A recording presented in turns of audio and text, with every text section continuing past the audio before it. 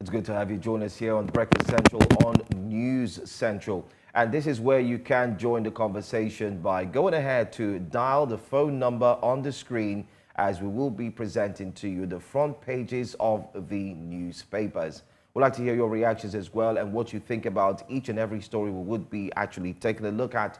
Joining us this morning is CKN, Kehinde Nwandu, publisher CKN News. He joins us as we look at these stories one after the other. Thank you so much for being here and good morning to you. Thank you very much for having me. I mean, just off the record, so while we're off air, we saw the Samoa deal being signed and how civil society groups and some of the lawmakers are angry and agitated why Nigeria will sign that deal. If you do not know about that deal, we'll tell you about it in the course of reviewing the front page. Let's take a look at our first paper this morning. Let's go straight to the Punch.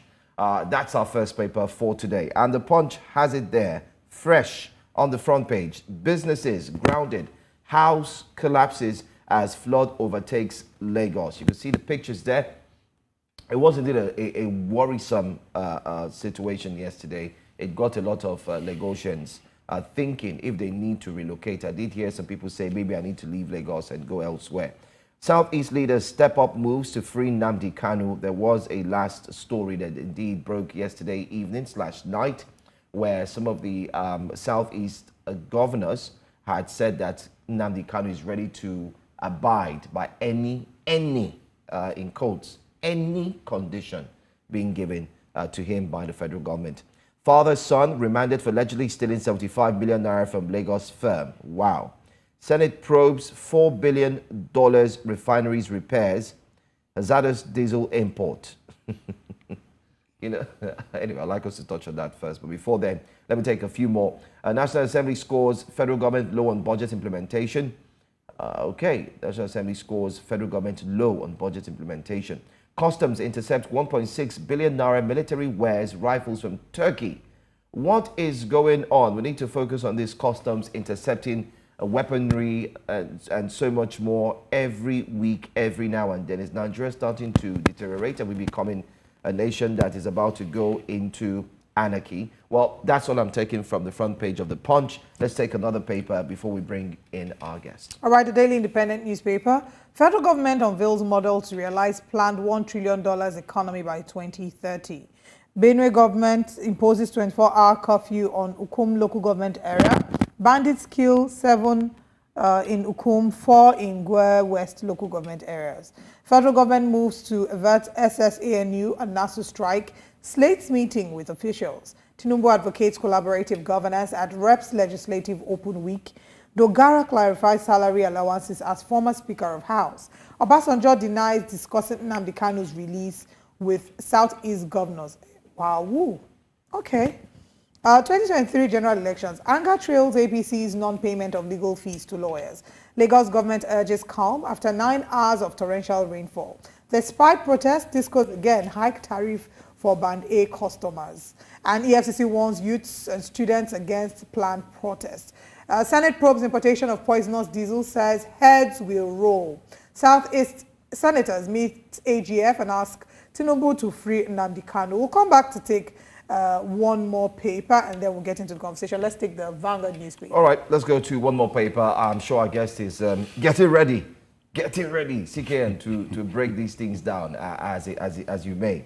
Let's see another paper very quickly. Let's go straight to Vanguard. Vanguard is our next paper. And on the front page of the Vanguard, like I said, you do have the flood situation. That definitely is certain that it was going to make the front page. It says high cost of drugs to persist as local production flops. That's for the healthcare crisis. High cost of drugs to persist as local production flops. We do have an emergency. I'm thinking rather than the NNPCL to declare an emergency on fuel, on petroleum, I think we should have an emergency on the healthcare sector. Uniben students block Benin Lagos road over power outage. Terrorists kidnap Kaduna judge, kill son, demand 300 million naira ransom. Quite similar to what we talked about yesterday on the doctor. Yeah, is it different? Is this a different one? I'm thinking they say this is a The same story, But right? they say, yeah, he Kaduna judge. He wasn't Yeah, a judge. yeah. He did, yeah, he was The a, other one, the doctor. he was a medical. He was a doctor. He was this a is doctor. a judge Yes, as well. that So was it's So like that maybe it's an error on the headline. maybe, or maybe Maybe. it's a new strategy or something. Maybe kidnap. Anyway, we'll find out. We'll go straight into the stories then. Lamentations chaos as flood grounds Lagos. That's all we're taking. Time is 8. That's 8 in the morning, and you can also join us here live in the studios. CKN, let's start off with the reactions to the story. Which one would you like to touch on very quickly? I want to talk about the human angle story, what you just spoken about now. The story that broke yesterday was that a medical doctor had his family or children kidnapped, and they asked for a ransom of about 300 million, I guess. And because he couldn't raise that, and I wonder how he was going to do that, they decided to kill one of his sons. And you can imagine that level of inhumanity and making more demands now. So that is a very sad one. And that goes to show the height or the level of insecurity across the land now. It's everywhere, not just everywhere.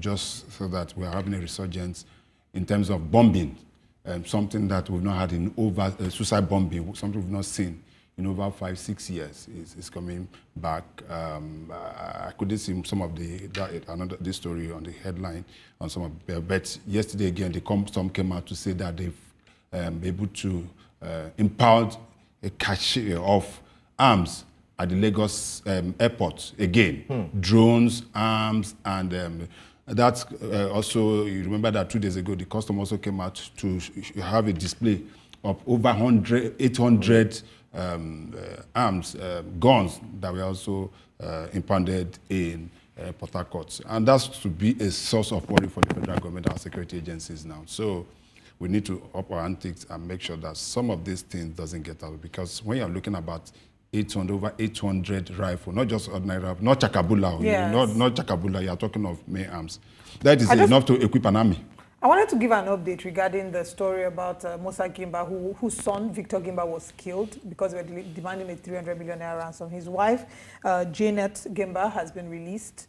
They're still holding on to the three children, and they're demanding for 150 million naira. Yeah, so you can see. So where will he get 150 million? A government doctor. That is just a doctor for that.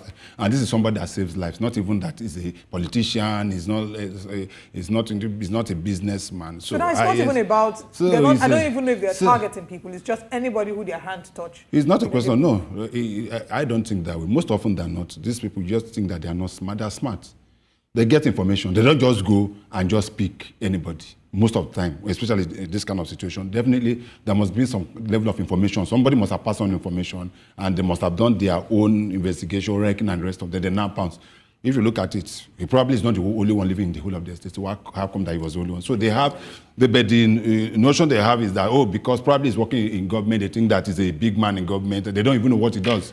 They don't know that he's just an ordinary doctor. They think that probably he's a big-time politician. Probably has a vehicle that has government numbers attached to it. Those are the bets. As I said, the level of insecurity in this country is getting out of control. We are still talking about, after the last bombing in Borno State, we are still talking about 24 women, 24 people that we are told we are strapped with suicide, yes, explosive. Yes, till now we've not been able to find where they are. And we don't know where they've gone to.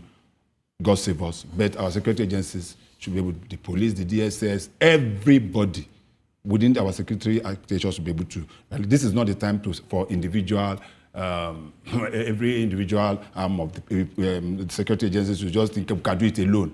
No, it must be a collaborative effort among all the security agencies so that we can be able to need this in the body. All right. Let's talk about, on the front page of Daily Independent, despite protests, this goes again hike tariff for Band A customers. This Band A is now looking like swear.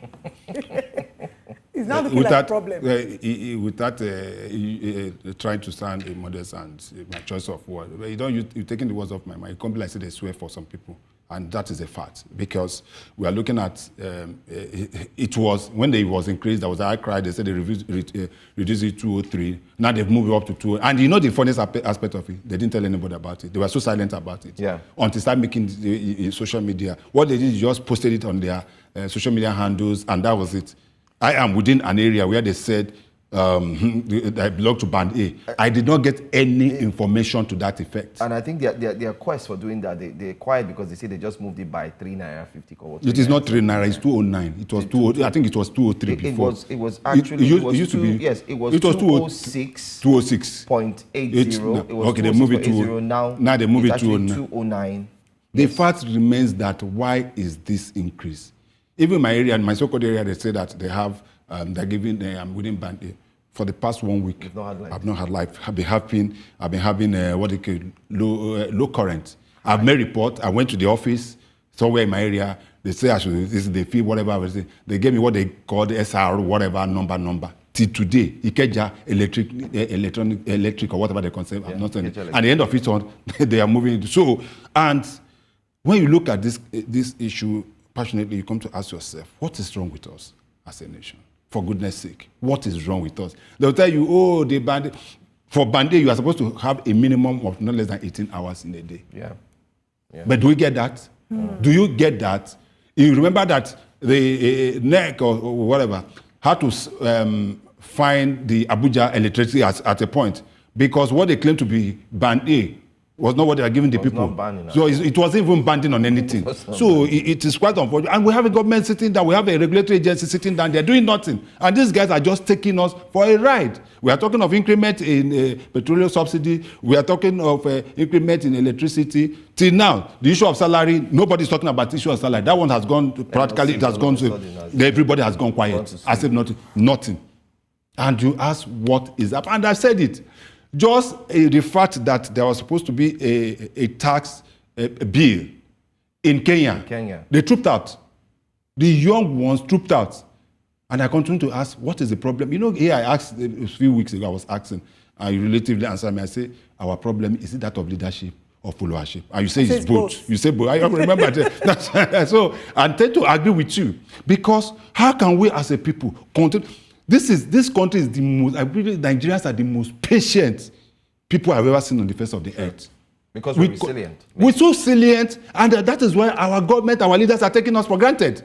Because they know that whatever they throw at us, of course, we will take out. God did it. Sorry to cut it. You know what I said? No? I said tomato went up because of Nigeria's resilience and ability to run through the cracks. They adjusted to using using cucumber. We are celebrating it. And then cabbage. So now they said, once those ones go up again, we'll find another one now. Because they always find maybe we'll go for the vegetable. Someone I know would often say that Nigerian politicians cannot believe their luck. They are very lucky. I'm telling you, they are very, very lucky because this is a place where you find yourself. And look at what is happening in the UK. Today, the UK is going to the poll. Yes. And there's every likelihood that Labour is going to take over. Absolutely. Because the people are tired. Absolutely. The poll is already there. Even the man that is Prime Minister of UK already...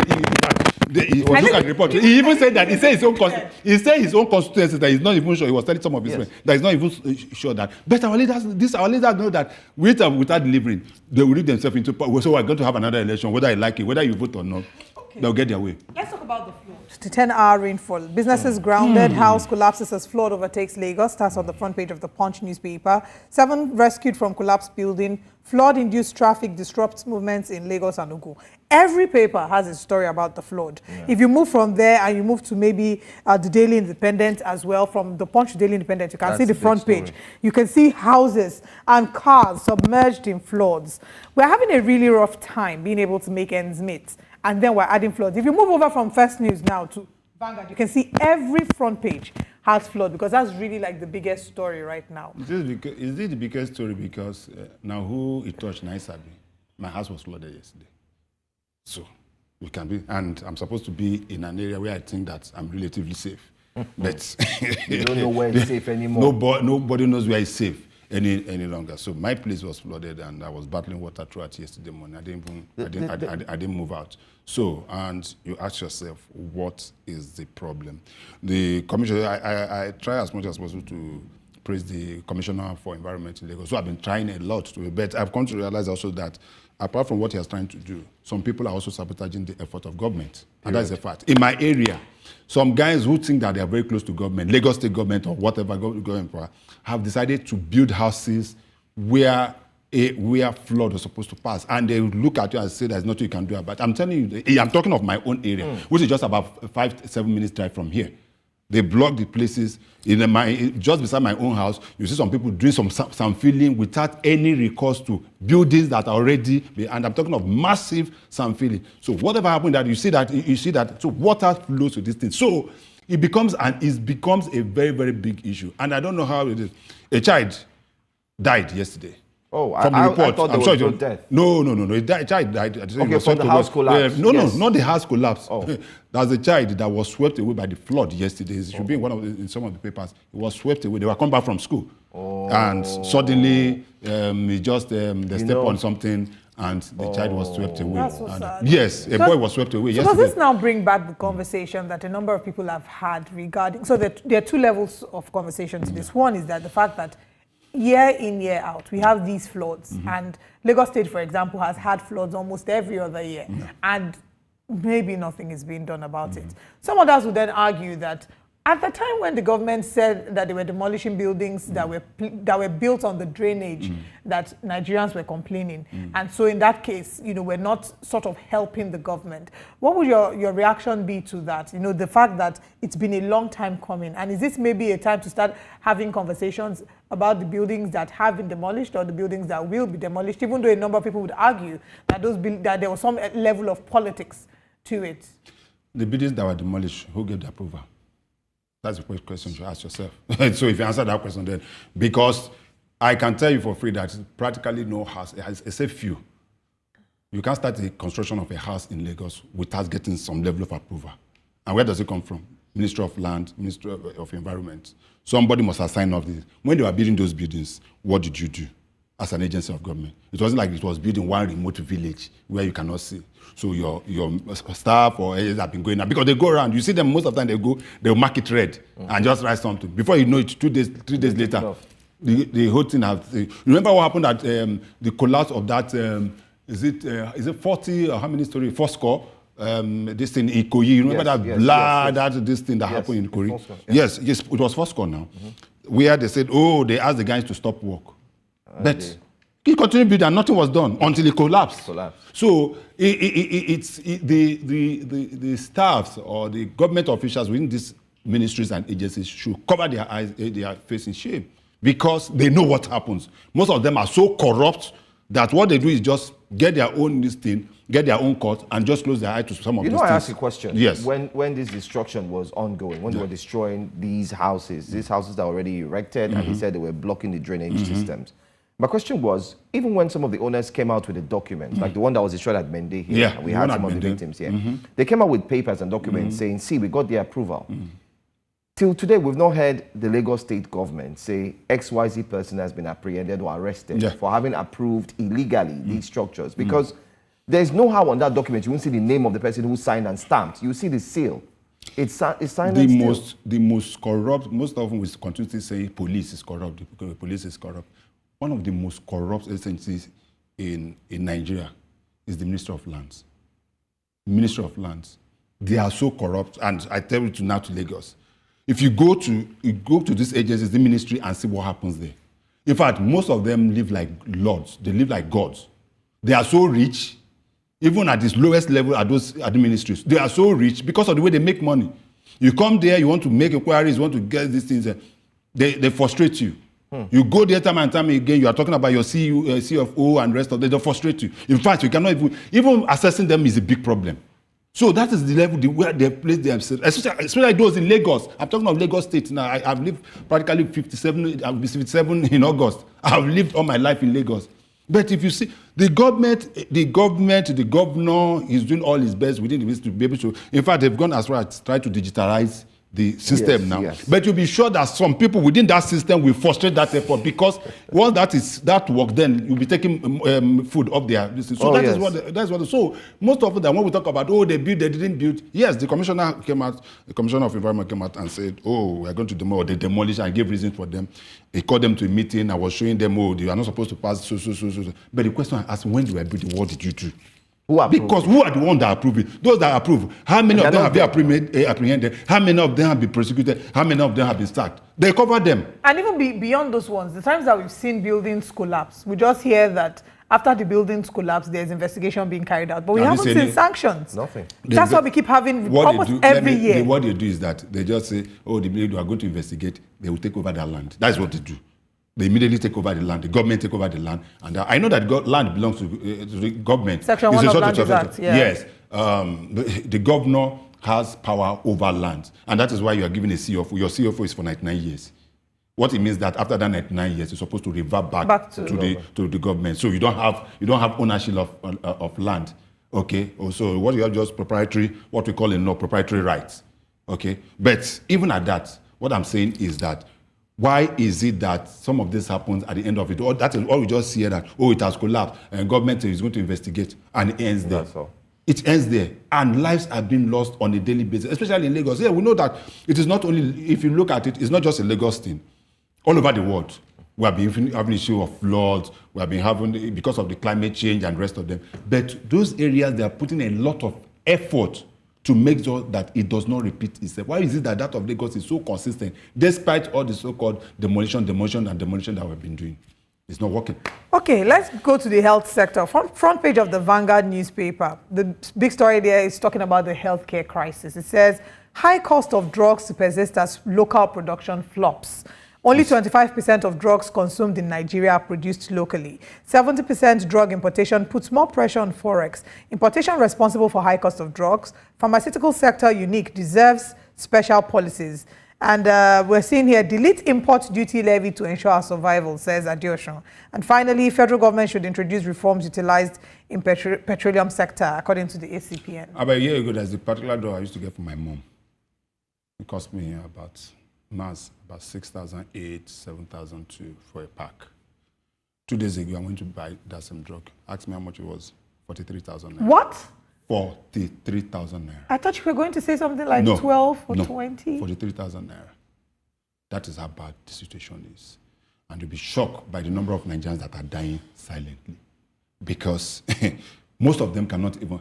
Ordinary paracetamol that used to be, how much is it? That used to be 100. You remember it used to be the cheapest. Yes, 50 naira, then 100. My prayer, naira. I was praying on social media a few days ago. I said, may God not allow you to be sick in Nigeria.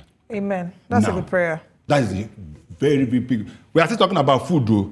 We are still talking about housing. We are still talking about going out. But if you fall sick, a friend of mine, a lady, about 4 weeks ago, died from cancer. She died. She has been battling. She died of what? Cancer.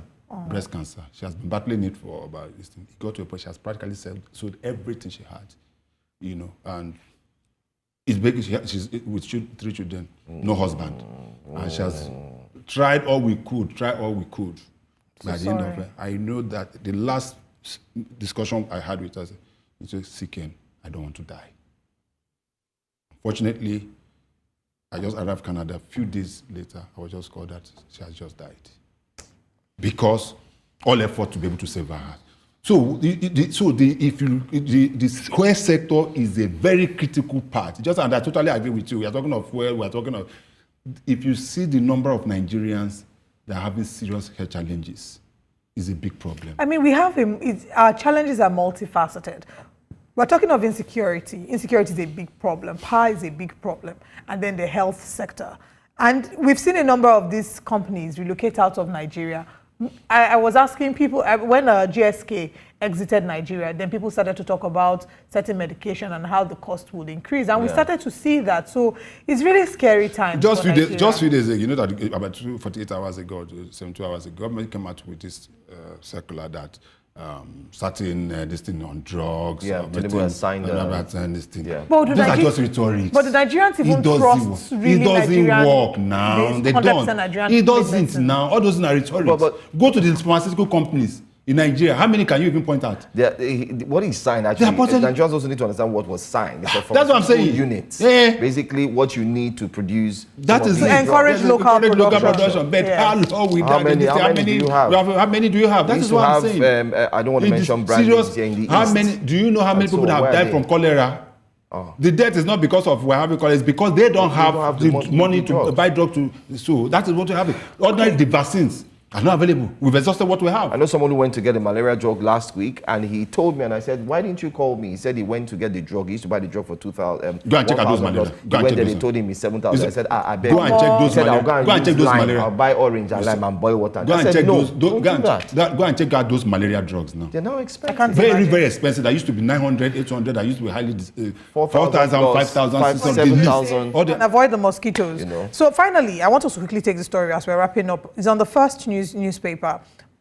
This is a very interesting headline. It says, relocate to higher grounds. Lagos government urges residents in flood. Where's the higher ground? Where's the higher ground? Where? Where's the higher ground? The highest point. We should relocate to higher ground. I used to work. Do we have a mountain? I used to work in a company. I used to run a general manager of a cable company in Nigeria, one of the biggest in these days. The highest one, we are doing a visibility study on where to place our mast. The second highest point, second highest point in Lagos, above sea level, is Etebes Place. You know Etebes Place? I know Etebes Place. Yes, that's the highest point. But at Etebes, are you aware that whenever you're driving through that, when it rains, before this Sheraton now, you know how flooded that place is? Always flooded. That place.